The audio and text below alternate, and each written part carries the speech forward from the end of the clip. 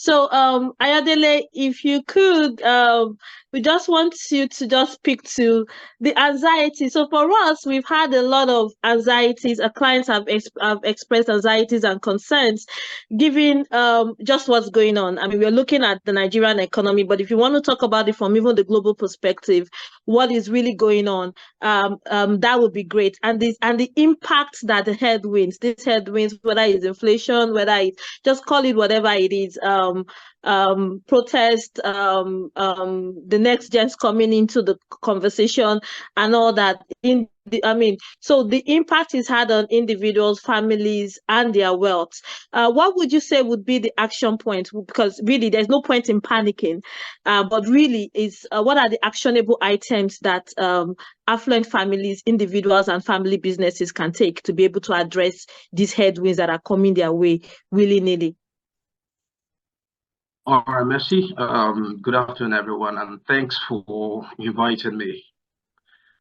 Yeah, thank Can you hear you. me? Thank you for Okay, your great. patience. I just Yes, wanted to be yes, sure. yes, we can hear you. Yes. Awesome. So I'm going to touch on three things, and then that will spur the conversation. I'm also very mindful of time, so I'll make it very on point. To start with, if we look at the world we live in today, there's a lot of uncertainty. I think the biggest one on our bucket list is the US election coming up in November. And that's particularly important because the world markets, everyone wants certainty. Markets will definitely pull back in the world of uncertainty. So that's something to look out for. And I think you highlighted that in your earlier, introductory remarks. The second thing is to focus on the economic blocks that are evolving. BRICS is one to look at. The Asian economy is another one to look at, and Africa Continental Trade Agreement, which we've talked about extensively, and how that metamorphosizes into the African economy that everybody has been touting as a new economy for growth, or the catalyst for global growth. So those are key things that we need to watch. If you look at Africa, again, you mentioned it, Kenya, youths, not particularly Gen Z, but I'll say the youth are now becoming more involved in governance by demanding accountability, which I believe is a key ingredient for democratic rule, for democratic governance. Same implies with Ghana. Just yesterday, I saw youths protesting and demanding for more from their government. And of course, Nigeria today is very significant because there's the protest out there that has stalled most economic activities and people asking, demanding for more from the government. Now, if you look at the Nigerian economy or the macroeconomic environment in Nigeria, I think there are 3 or 4 things to highlight. The first one is inflation. Inflation is already at 34.1%, which means that people's purchasing power has been significantly eroded.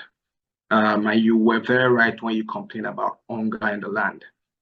Food inflation in itself is way above 40%, and that is fueled by the issues around others, farmers' inability to provide food and insecurity challenges, plus the bottlenecks of bringing food from northern Nigeria to southern Nigeria. So that's one area that is very pertinent that I believe that the government has to look into critically.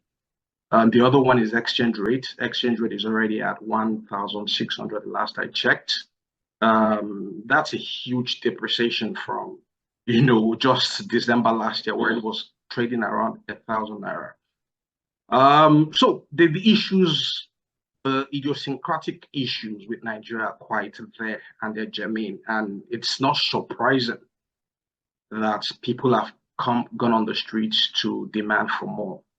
Oil production, which is Nigeria's mainstay, even it's increased a bit, currently at 1.2 million barrels per day. But we also know that the government has used, sort of used some of it for borrowings and pledged it. So the picture of the Nigerian economy is sort of worrisome. And this has led to, the uprisings or the concerns that we see within the Nigerian economy. And there's no better time to speak to your clients or potential investors on what next, what should we be doing. I think to cap it all up, unfortunately, there's no one size fits all. People have to look at their peculiarities and make decisions on their peculiar situations. The first thing I would say is that for individuals, you need to go back to the concept of financial planning. What are my immediate short, medium, and long-term needs, and what are the risks? And what do I have in my hand to meet those short, medium, and long-term needs that I have, or goals, as you may want to call it? I think that's the first most important thing.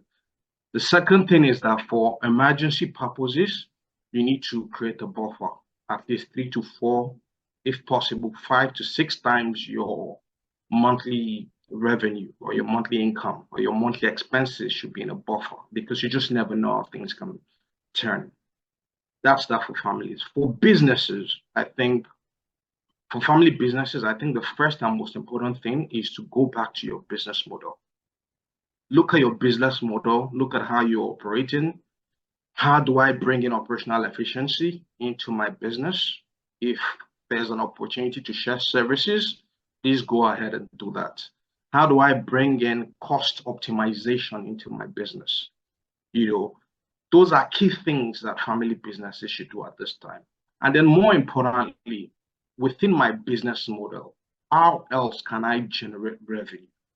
Now, if you're generating revenues and you are able to look at revenues that are somewhat in, hard currency, like the dollars, pounds, euros, those currencies are more stable, then by all means, this is an opportunity for you to consider looking at your business model and altering things to attract those sort of revenues.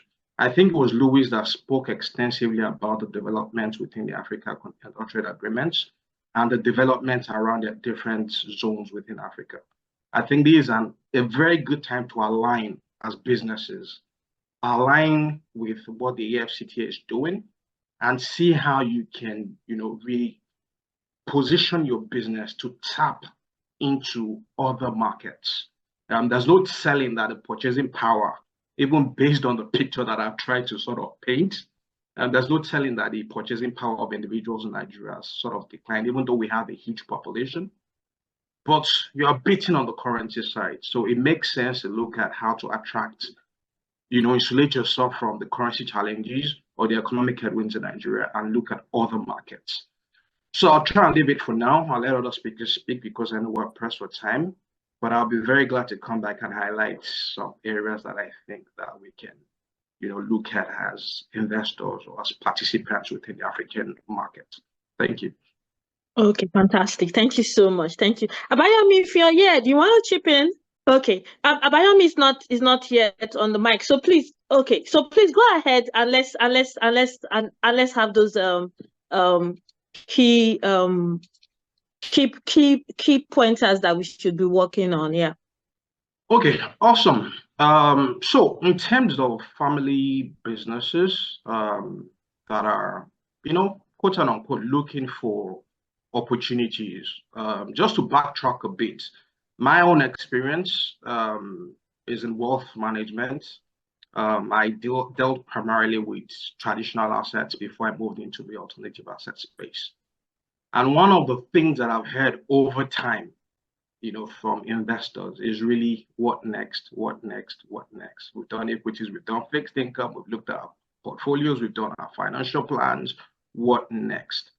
And that opens the door for you to look at alternative investments. In summary, alternative investments is anything that is outside equities, fixed income, traditional fixed income securities, and cash. So to put it in proper context, alternative assets will be your land, whatever is on top of the land and beneath the land. So you call it real estate or commodities, that's alternative assets. Alternative assets could be private capital seeking for opportunities in businesses from a private equity perspective or from a private credit perspective. And alternatives would also be your cryptocurrencies, things are just unique and different from the investment world that we know it today. Now, Africa today, one of the things that we grapple with is really infrastructure. Infrastructure deficit in Africa is major. And one of the trends that we all know that we all talk about today is AI, artificial intelligence.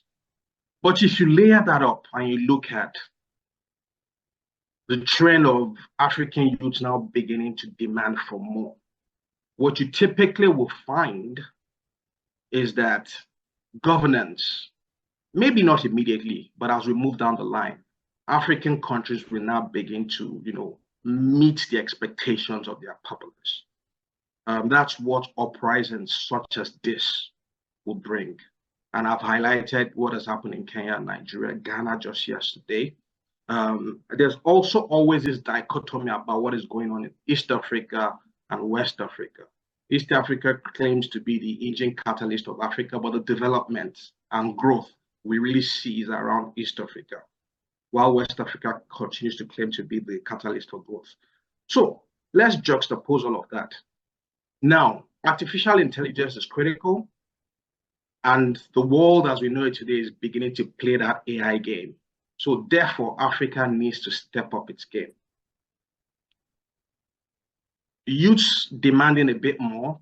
If you juxtapose that as a family business or an investor looking at Africa, then it does make sense for you to look at AI infrastructure or digital infrastructure.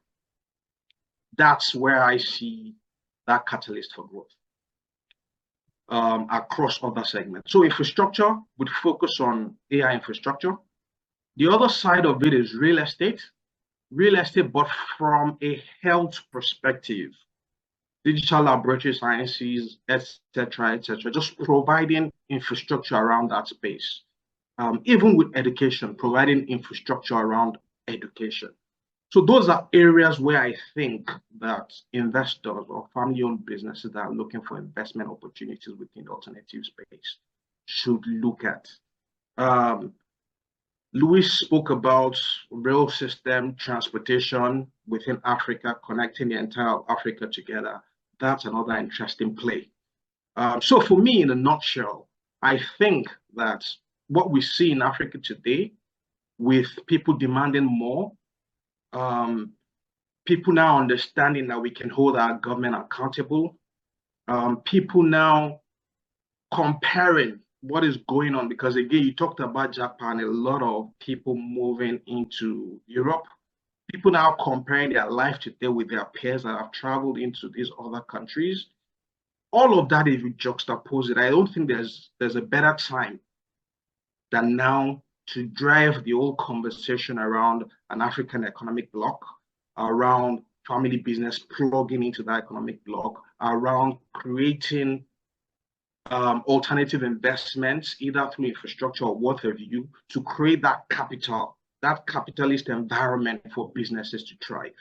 So that's where I think we are. And I think that this sort of conversations creates that platform to educate people and encourage more of us being more involved in the African growth story. I'll pause for now and then, I'll come back with more when you have. Yeah, fantastic.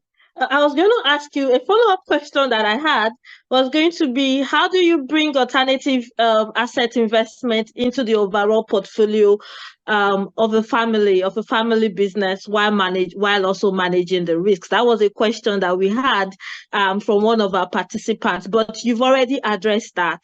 And you've done so eloquently, just taking a cue from the AFCFTA, what we can do locally, how we can key into the headwinds that are there, whether it's the agitation for good governance, whether it's the agitation for a more vibrant African bloc that we can trade in and also create wealth in. So very, very well articulated. So thank you so much for those and for emphasizing what our clients, their families and their businesses should be looking out for, whether it was within the AI, the digital space and all that. So very well Thank you so much for that.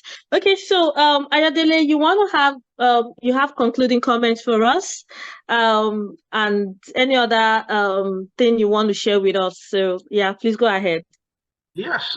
So I mean, I think overall, I'll say that, the opportunities in Africa is massive. There's no telling that.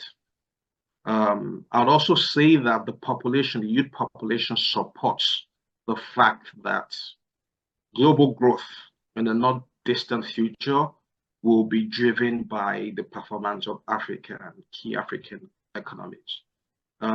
Again, for me, the Africa Continental Free Trade Agreement provides a platform where countries can trade and take advantage of the peculiarities or the opportunities that exist in Africa. So my view, and I'm sure a lot of us on this call share the view, is that we cannot give up on Africa. This is our country. This is our continent. The opportunities are here. So we must take advantage of the opportunity. And I think that has started with people getting involved in the democratic process of the independent nations. Getting involved is not just by going to vote. Voting is just the first step of that democratic involvement. Immediately you vote and you now need to get involved by holding the key participants or the key leaders accountable, both at the national, subnational, and at the local government levels. And when you get involved and you demand, you ask for accountability, and you use the instrument of the Constitution to call back people that are performing below par, then we will start to see countries within Africa that are beginning to stand up to what we expect of them. So that'll be my closing remark for everyone. Yeah, thank you so much. Thank you so much for that. Yeah, so that brings us to the conclusion of this session.